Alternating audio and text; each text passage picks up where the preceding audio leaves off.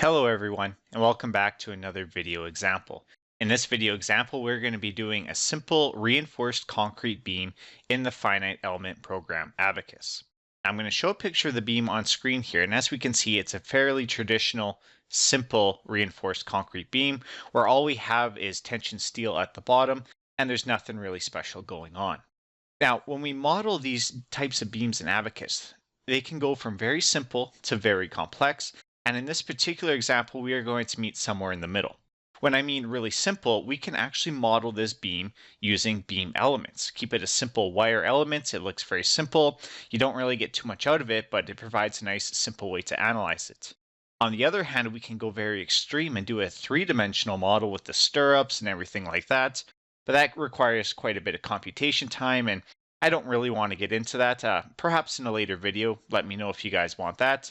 So today we're going to meet in the middle, and we are going to model this concrete beam as a 2D planar type of beam.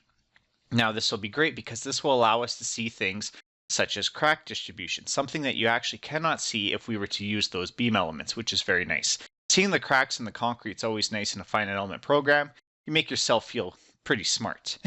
Now, these cracks that I'm going to see, I'm going to put a little disclaimer here. It's nothing like XFEM. That's going to be a completely different story. That's if you want to see some sexy looking cracks, you go XFEM. But we're still going to be able to see crack locations and stuff like that using the method that I'm going to show here, which is through the concrete damage plasticity model. All right, that's enough of an introduction. Let's get started. So as we saw in our beam, we basically have two parts. So of course in ABAQUS, we start off in the part module, and this is where we are going to create those two parts. Those two parts being the concrete beam itself and the reinforcing rebar. So I'm going to go over here to create a part, and it's going to ask us to name it. And let's start off with the concrete beam. Nice and simple. Again, we're going to keep it 2D planar. Again, this is kind of in between of very simple and very complex, but it'll provide us with a nice way of analyzing this beam. So we're going to keep everything default, go continue. And as we can see, we have our little drawing grid, and I'm going to model this beam as a simple rectangle. So rectangle, nice and easy. I'm going to specify the first corner at 0, 0. And I'm going to specify the second corner as the length of the beam, which is 5 meters. So I'm going to go 5,000 millimeters. And we know that the beam has a height of 700 millimeters. So 5,000, 700. And if I scroll way out, we can see that we have a rectangle representing our beam. I'm simply going to go done and done. And as we can see, we now have our first part, which is the concrete beam. So if I expand our parts tab, we have concrete beam. But that's not all we have in our entire model. We know that we have the rebar as well. So I'm going to go create part over here, and I'm going to go steel rebar, nice and simple. And what we're going to actually do with this is we're going to model this rebar using a truss element. Because if we think about the mechanics of rebar in a concrete beam, it's basically acting just in tension or compression. That's very reminiscent of a truss element. So we're going to go wire down here, go continue. And all I'm going to do is just create a line representing my rebar. So I'm going to go to this command up here, create lines connected. I'm going to specify the first point at the origin, just like before. And then I'm just going to specify the second point as the length of the beam. So we know that this rebar is going to run the entire length of the beam, so 5,000. And it doesn't change the height, so 5,000, 0. I go enter, I go done, and done. We now have our rebar. So now we have a concrete beam, we have our steel rebar, we're good to go in the parts module. We can move on to the next step, which is property. So this is probably why most of you guys are watching this video. How do we define the concrete as a property? Well, we'll get into that in a second, but the first thing we are going to do, because it's the easiest one, is we are going to define our steel first. So of course, our rebar is made of steel, nice and simple. If we were to go to mechanical, we know that we have to define elastic parameters, so mechanical, elastic, nice and simple. And we know that for steel, the Young's modulus is around 200,000 MPa, so 200,000. And the Poisson's ratio is around 0.3. So that's good to go. Now, another thing I'm going to actually define for the steel is the yielding of the steel. So I'm going to go mechanical, but instead of instead of elasticity, I'm going to go down to plasticity and go plastic. Now, I'm not going to define any sort of strain hardening. So what I'm going to do is I'm going to say that my yield stress is 400 MPa, which is fairly typical of steel rebar. and my plastic strain is going to be 0. So when this steel hits a value of 400 MPa, it's not going to increase in strength anymore. It's just going to start to deform excessively. So we're going to go OK. And now we have our steel defined. Now for the fun part, the concrete. So I'm going to create a material, and course material 2, we're going to say that this is our concrete. And just like before, the first thing that we actually have to do is define some sort of elasticity branch. So I'm going to go elasticity and then elastic. And again, all we have to do is input the Young's modulus and the Poisson's ratio. So for 30 MPa concrete, I'm going to have the Young's modulus as 30,000 MPa. And for a Poisson's ratio, this kind of varies, but I'm just going to go a fairly typical one of 0.15.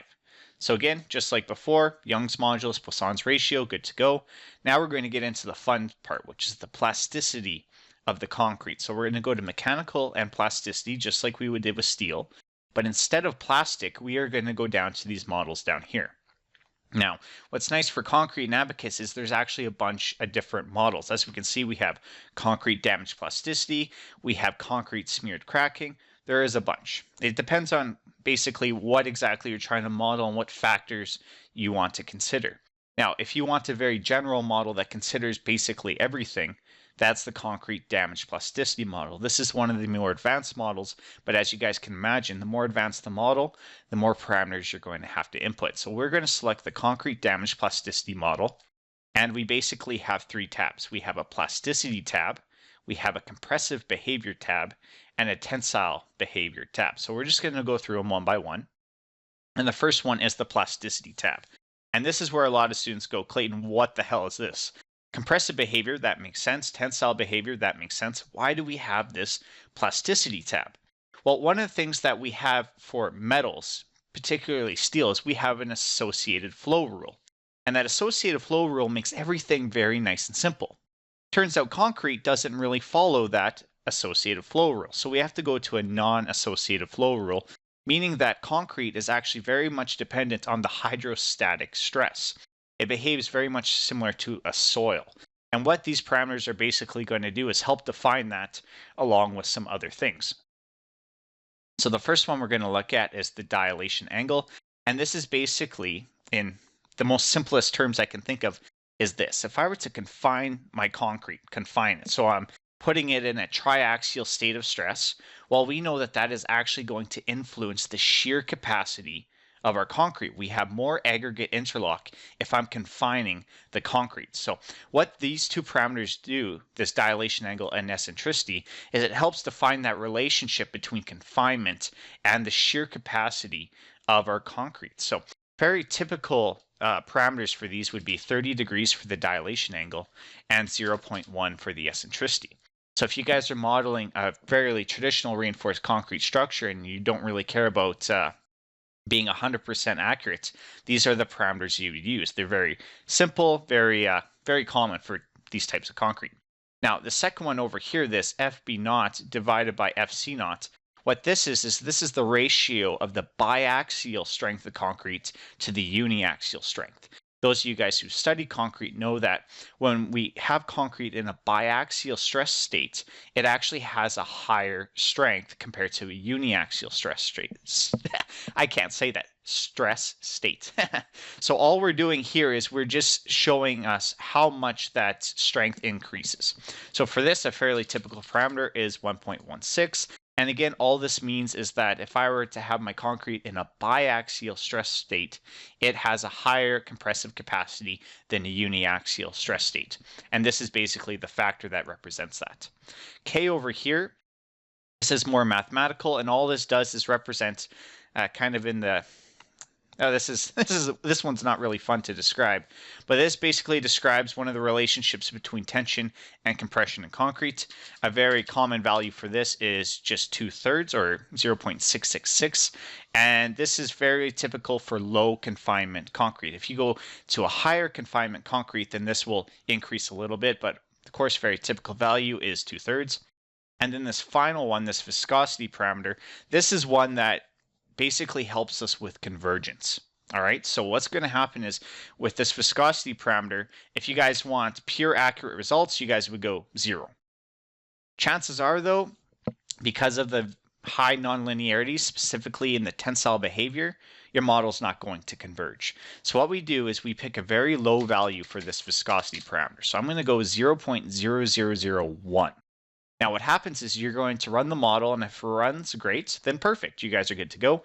But if it doesn't converge, and if it doesn't converge specifically because of the concrete nonlinearity, what we would typically do is we would increase this a little bit.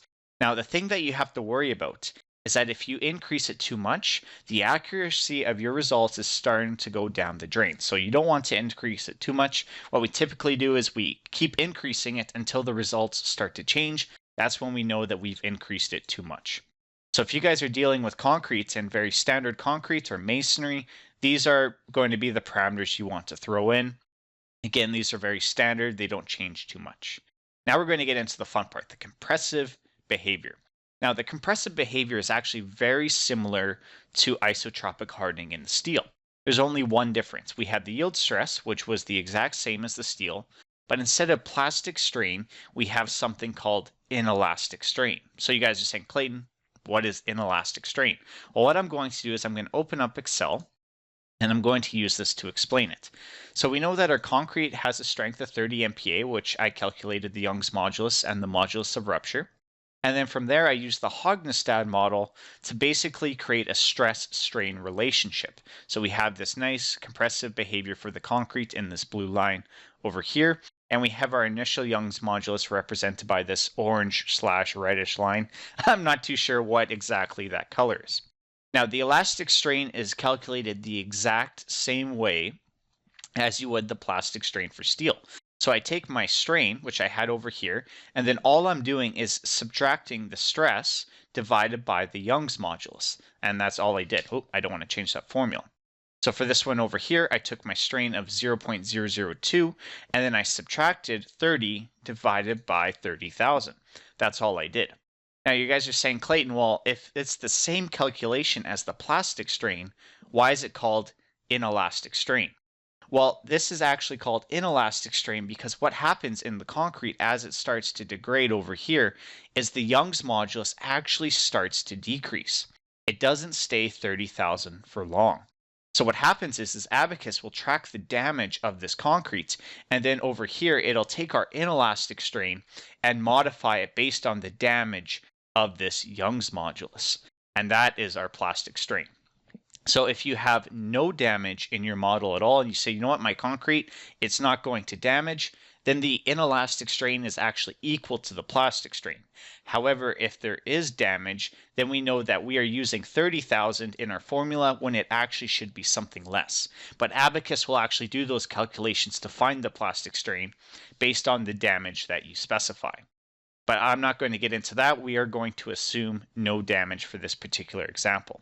So what I'm going to do is I'm going to copy these parameters because, again, we're assuming no damage, meaning that our inelastic strain is good to go. So I'm going to just go copy. I'm going to go back to ABAQUS, and right here, I'm going to go Control V. But of course, we know that we have a problem because we know that it doesn't go directly into this plastic behavior. It has a certain stress at which it yields. So I'm going to go back to Excel, and this is why I plotted the Young's modulus, because we want to see when this concrete compression starts to diverge from the elastic behavior. So we can see around 5 MPa, that's when they start to separate. So I'm going to go back to ABAQUS, and I'm going to say that my yield stress is 5 MPa.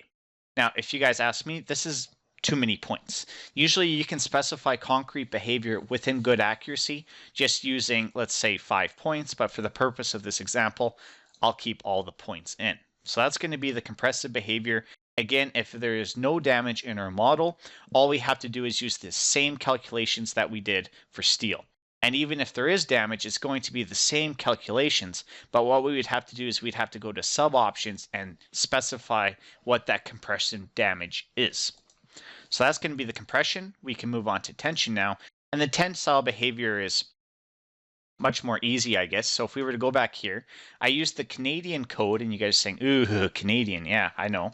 But I used the Canadian code to take basically our peak strength of concrete and calculate the modulus of rupture, which I got to be around 2.2 MPa.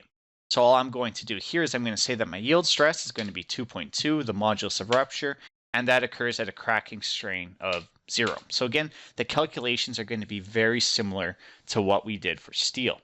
Now what I'm going to do is, we know that after it cracks, it becomes very brittle. The crack itself is very brittle. We have an increase in stress, it cracks, and then it suddenly decreases.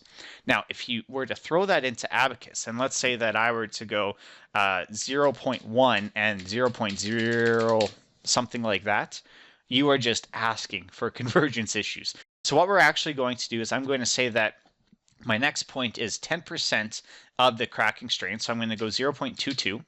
And what I'm going to do is, I'm going to have this as the cracking strain of 5 times the original cracking strain. So I'm just going to have this as 0.00036.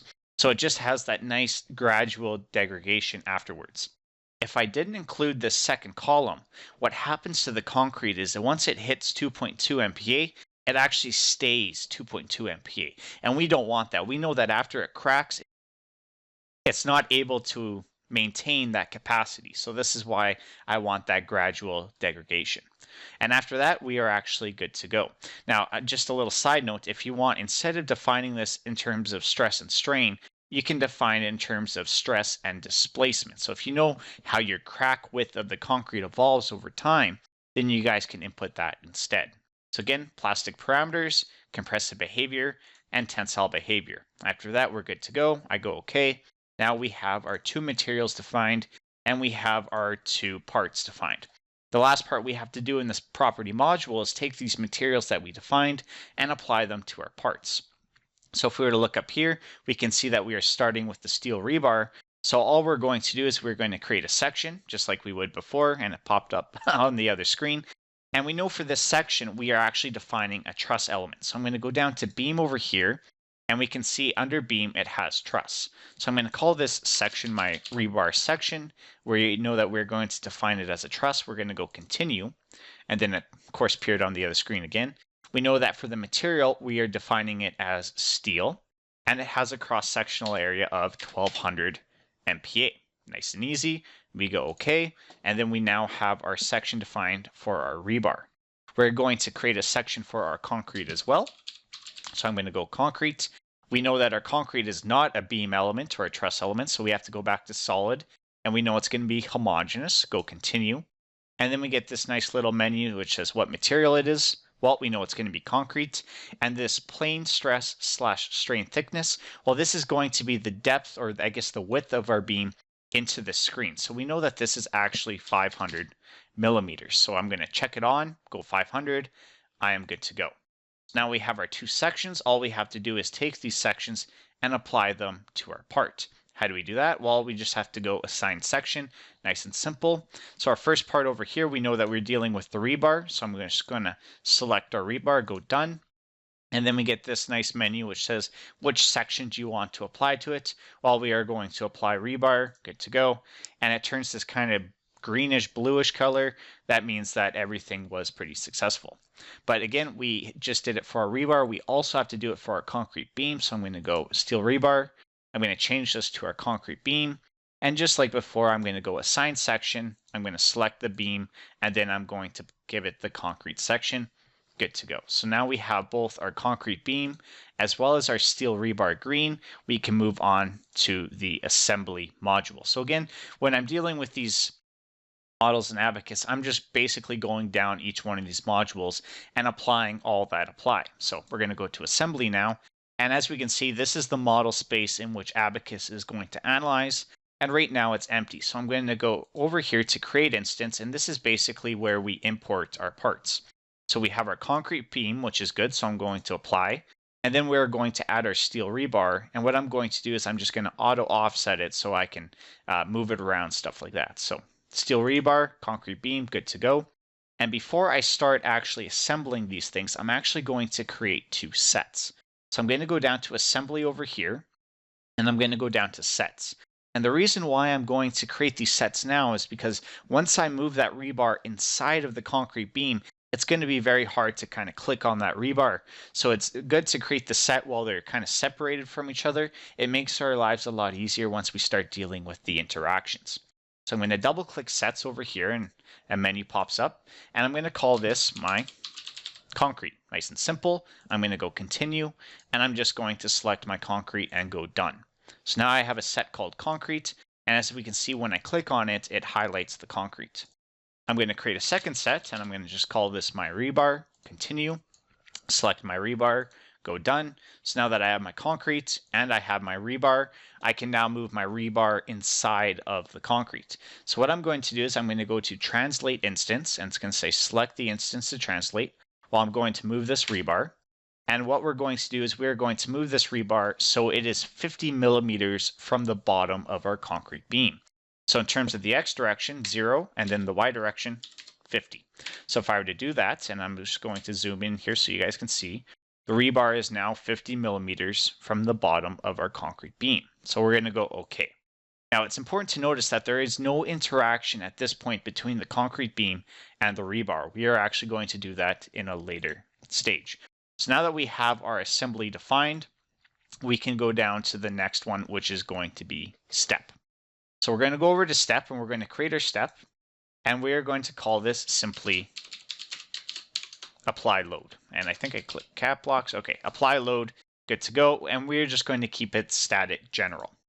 So from here, when we're dealing with these highly nonlinear models, and again, this mainly arises from the tensile behavior of this concrete, of course, we're going to want nonlinear geometry, but I also like to include some automatic stabilization. I keep everything default, but it's just good to have in case we have those high degrees of nonlinearity. Going over to incrementation, I'm going to change this to 5,000. Chances are we're not going to need 5,000, but just in case, I'm going to have my initial as 0.01, my maximum as 0.1, and my minimum as 1 times 10 to the negative 10. Again, with the concrete damage plasticity model, you don't quite know what you're going to get. So what I like to do is I just kind of like to overcompensate, and worst case scenario, I'll be accounted for, stuff like that. So I'm going to go OK, and that is going to be my step, apply load. And then we go down here, and we are going to go down to load. Now, I purposely skipped something, and this is where things get a little bit interesting. If we have these 2D planar models, it is a bitch to try and model them as simply supported, as you guys can imagine. If I were to apply 2 constraints at the nodes of each end, what's going to happen is there's going to be major stress concentrations at those nodes. And that, again, if you have those stress concentrations, you're just asking for convergence issues. So what we're actually going to do is we're going to create basically 2 rigid supports, and we are going to have our concrete beam react off those rigid supports.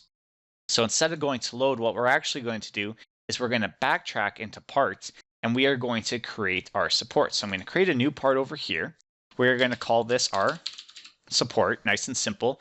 And what we're going to do is we're going to have an analytically rigid support. We are basically just going to create 2 cylinders that are going to act as our boundary conditions. So I'm going to go OK. And over here, we can create basically those cylinders. So I'm going to create an arc over here. It's going to start off at 0, 0, and we're going to have a radius of, let's say, 100. So I'm going to go 100, 0, just like that. Oh, and it's just so far. And what we're basically going to do is we're going to come all the way around. Now, again, we can't have an arc over 180 degrees. So as you can see, I stop just before it reaches that 180 degrees, just like that. I go done. And I go done, and now we have these basically cylindrical supports. So what we're going to do is we're going to go into our assembly now, and we're going to import these supports. So I'm going to go support 1, good to go, apply, and then support 2, apply. And all we're going to do is now we're just going to move these supports. So I'm going to take the first one over here, and I'm going to have it over here. And if it has a radius of 100, we know that it's going to be 100, 0. So we have that support now on the left-hand side. And then I'm going to do the same thing for this one. So I'm going to move this top point over here. And we know, again, if it has a radius of 100 and our beam is 5,000, well, this will be 4,900, 0. And we have this over here, and we go OK. So there are many different ways to create these boundary conditions. This is just one of the fun ways that I am personally doing. It gives me a chance to show you guys more contact in ABAQUS, which I know everybody loves so much. So that's going to be our supports. And now that we have these analytically rigid surfaces, we can actually define the interaction between them and the concrete beam. So if we have these analytically rigid surfaces, we know that we have to define a reference point to basically control these surfaces. So I'm going to go create reference point, and I'm going to put one on my left-hand support, and then one over on my right-hand support. And then I'm going to create the constraints that basically relate this reference point to our support. So we're going to zoom in on the left support over here. We're going to go over to create constraints, and let's just call this left support, nice and easy. From here, we're just going to use our rigid body support, go continue.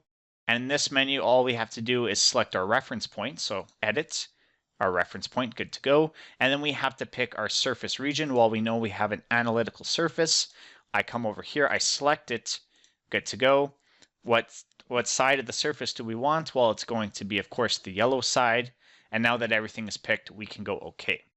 Now that analytical surface is good to go with the reference point. We have to do the same thing for the right-hand side. So I'm actually going to scroll down. We have our left support. If I double click it, we can do our right support over here. Again, rigid body, continue, reference point, easy peasy.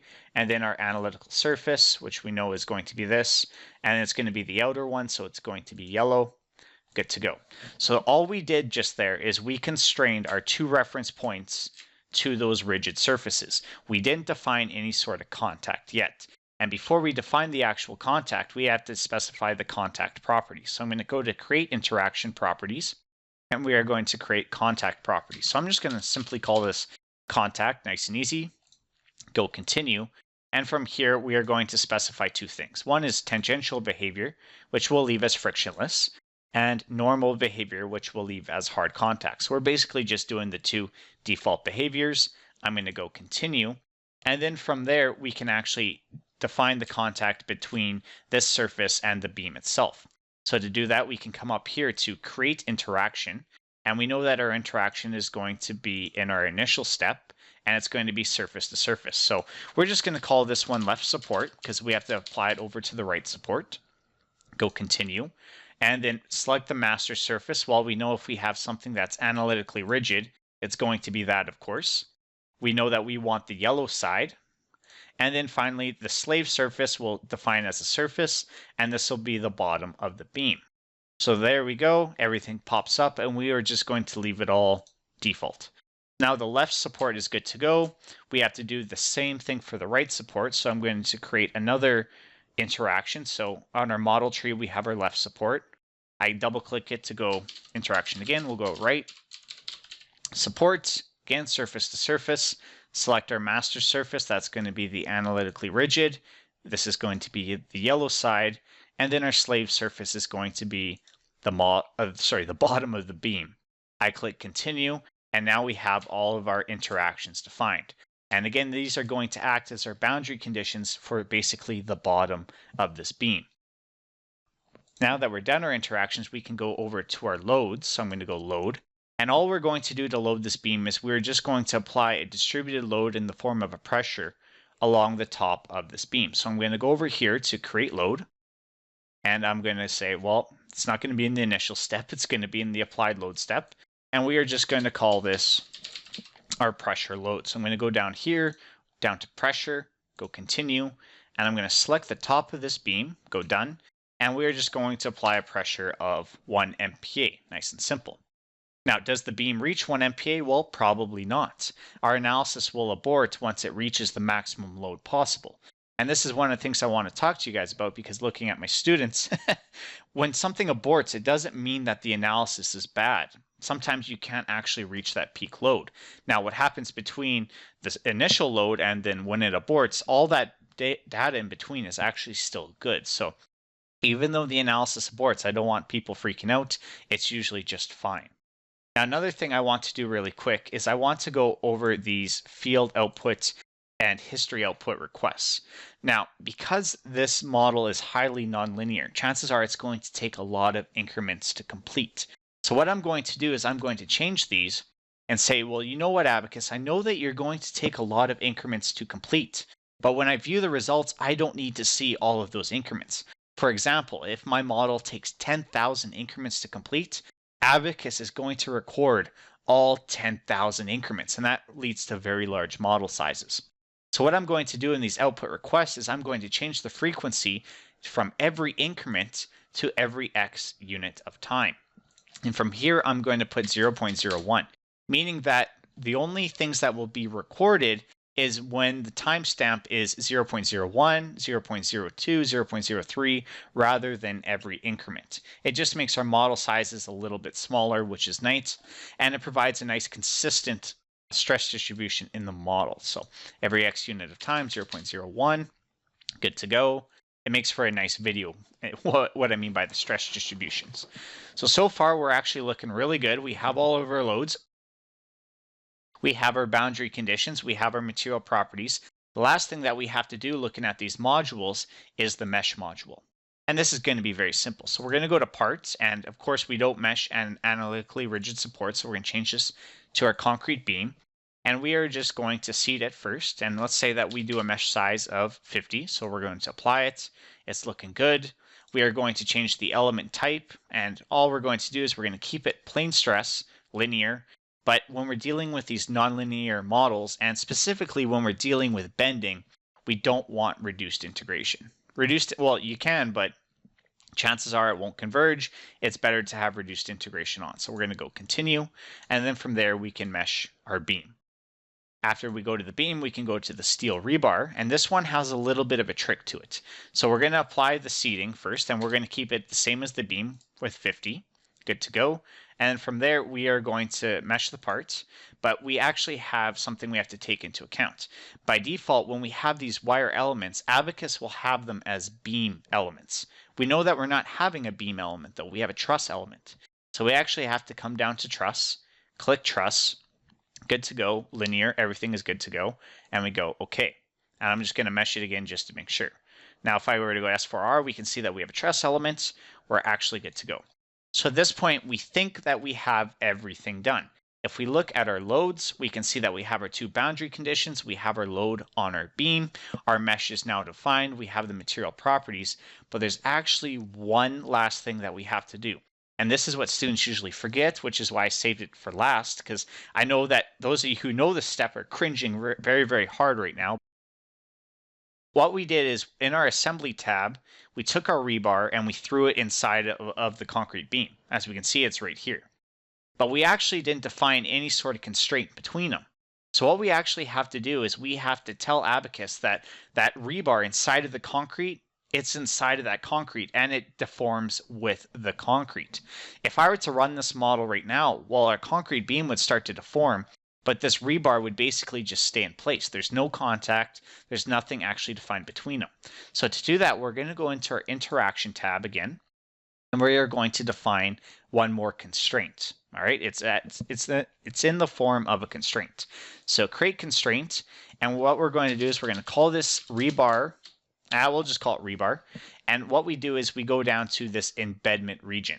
And what this embedment region does is it allows us to take something and embed it inside of another thing. In this particular case, we're taking our rebar and we're embedding it inside of the concrete. So we're going to go continue, and it's actually very simple. All we have to do is select the region that's to be embedded, and this is why I created those sets in the assembly tab. So rather than selecting the rebar, I can go to sets over here, and it has our sets, and I'm just going to select rebar, and we can highlight it to make sure that we're good to go. So okay, good to go. And then select the host region. Well, we're going to select a region, and I'm going to click concrete. So this is what's nice about creating those sets, is we can just pick it from a menu rather than having to actually pick it in the viewport. After that, you get this menu here, and this is good to go. We're going to click OK. So now that we can see we have all of our interactions defined, we have all of our loads defined, we are actually good to go to submit this job for analysis. So we're going to go down to the job tab down here, click it, and we'll call this CB, concrete beam analysis. CB analysis. I know it's not very creative, but you know I'm not very creative in general. We are going to leave these all as default, and now we can see we have our job. So I'm just going to save it really quick before we run it. I'm going to right click and go submit. From here, we're just going to right click and go monitor to make sure that everything is good to go. And this might take a while, so I'll probably cut the video we'll have to wait and see. So I'm just going to open this up. Let's just see how the first couple increments go together. And then after that, we should be good to go. So this is all okay. That's nothing bad. And of course, we get an error. So let's just go to the results really quick, because this is all part of the fun and games. I don't like to have a perfect model. I like to show you guys how to try and debug it. We're going to go over to results really quick, and let's just see what happened. And oh, we get this error right here. So the deformation is too large, which means that this thing is just flying away. And that's probably because we didn't actually fix any of the boundary conditions. So let's go back to our load module. And as we can see, we have these two surfaces, but we didn't apply any sort of boundary conditions to them. So the beam is making contact with these two surfaces, but since they're not constrained in any way, the surfaces are just flying along with the beam. This is because we actually have to create a boundary condition for those surfaces. So we're going to say that these are fixed. Nice and simple. We're going to put this in our initial step, and we are going to use the displacement one. So we're going to go continue. And then from here, we're not going to do a set. We're going to select it in the viewport, and we have to go these two reference points. So we're going to go reference point 1, reference point 2. We're going to go done. And then from here, we are going to fix the reference point for any sort of translation, as well as any sort of rotation. That's kind of funny. I knew I'd mess up somewhere, but I didn't think it'd be exactly that.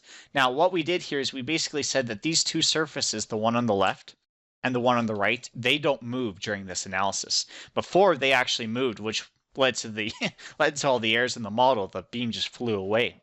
But now that these are fixed, once the beam makes contact, well, then we're going to actually start to see some deformation. So we're going to go back to CB analysis, and we're going to submit it again. And with fingers crossed, hopefully it works this time.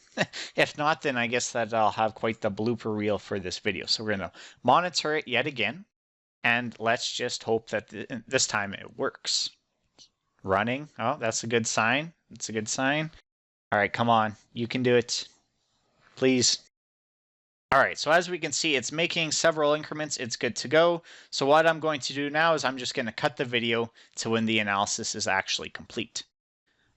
All right, and we're back. So as we can see, the analysis actually aborted, and it gave the most common error ever, which is too many attempts made for this increment, which basically means it diverged. So this could be because of material failure, or it could be just because the model is so nonlinear at this point that it was not able to find a solution. So as we can see, it took 732 increments, which was a lot less than what I specified, but again, better safe than sorry. So let's exit out of this.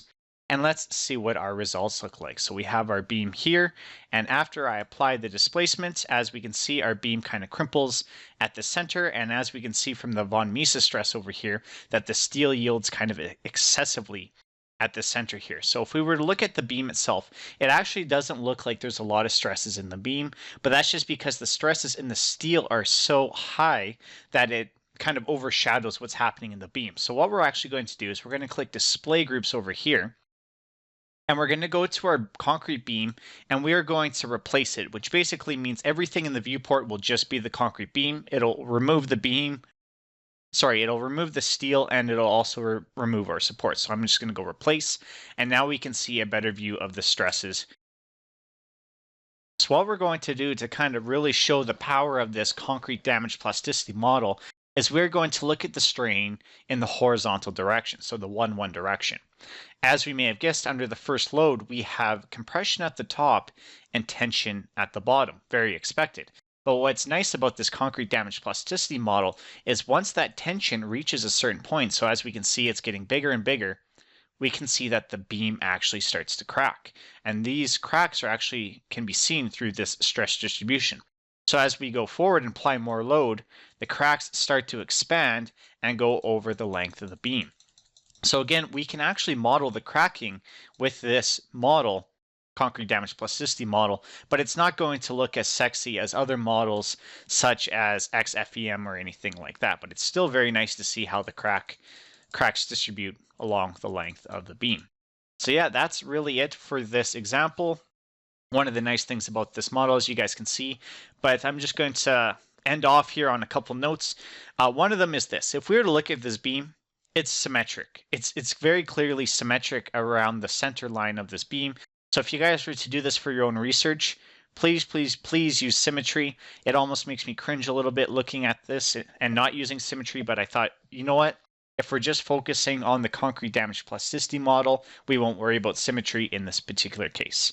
Other things I want to mention is later on, I will do videos for a 3D model and even a more simple wireframe model, because I know that you guys will probably want to know those. I will do some examples for tension beams, stuff like that. And I will also create a lecture video covering the theory of the concrete damage plasticity model. As you guys know, I kind of skimmed over a little bit when we were defining the parameters, but I didn't actually go into depth saying what these actually play a role mathematically. And later on in the summer, I'll do that when I have some more free time. So yeah, that's it for this video, guys. I hope you guys were able to kind of see the beauty of the concrete damage plasticity model. And if you guys have any other suggestions of what you guys would like to see, just let me know. All right, guys, thank you guys so much for listening. I will see you guys in the next video example.